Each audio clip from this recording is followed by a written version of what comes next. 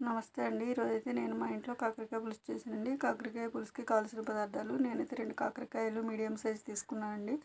అలాగే 3 medium size ఉల్లిపాయలు తీసుకుని చిన్న చిన్న ముక్కలుగా కట్ చేసుకున్నాను. 3 పచ్చిమిరపకాయలు నిలువుగా కట్ చేసుకున్నానండి. ఆ 2 కాకరకాయలు పైన గరుకు ఉంటుంది కదండి, గరుకు పైన చెక్కేసుకుని ఇలా రౌండ్గా చక్రాల్లాగా పలచగా కట్ చేసుకోవాలండి. కట్ చేసుకొని ఉప్పేసి పిడి చేసుకోవాలి. అంటే నలిపి ఉప్పేసి నలపాలండి ఆ కాకరకాయ ముక్కలు. అప్పుడు ఆ కాకరకాయలో ఉన్న చేదు రసం అంతా బయటకు వచ్చేస్తుంది. స్టవ్ వెలిగించి బాణీ పెట్టుకొని ఆయిల్ వేసుకొని ఈ ఉల్లిపాయ ముక్కలు పచ్చిమిర్చి వేసి వేగనివ్వాలండి. ఇలా వేగిన తర్వాత కొంచెం సాల్ట్ కూడా వేయాలి. అలాగే కాకరకాయ ముక్కలు కూడా వేసి వేగనివ్వాలండి. ఒకసారి పసుపు కూడా వేసి మగ్గనివ్వాలి.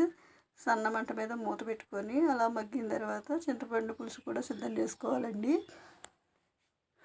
ఇలా సిద్ధం చేసుకొని పక్కన పెట్టుకోవాలి. ఇప్పుడైతే కారం వేసుకోవాలండి. కాకరకాయ ముక్కలు మగ్గినాయి కదా, కారం వేసి ఒకసారి కలుపుకోవాలండి. కలుపుకొని దీనిలో ఇప్పుడు చింతపండు పులుసు రెడీ చేసుకున్నాం కదండి, అది వేసి సరిపడా ఉప్పు కారం అన్నీ సమానంగా చూసుకొని తగినంత చిన్న బెల్లం ముక్క అంటే తీపి చిన్న బెల్లం ముక్క వేసుకోవాలండి. అలాగే లేదంటే కనుక పంచదార ఒక 2 స్పూన్లు వేసుకోవాలి.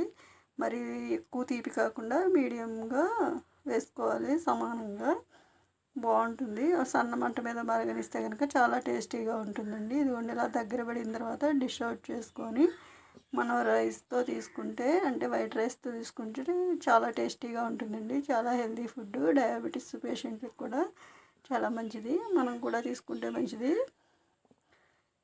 ఎంతో టేస్టీ కాకరకాయ పులుసు ఈ విధంగా చేశాను.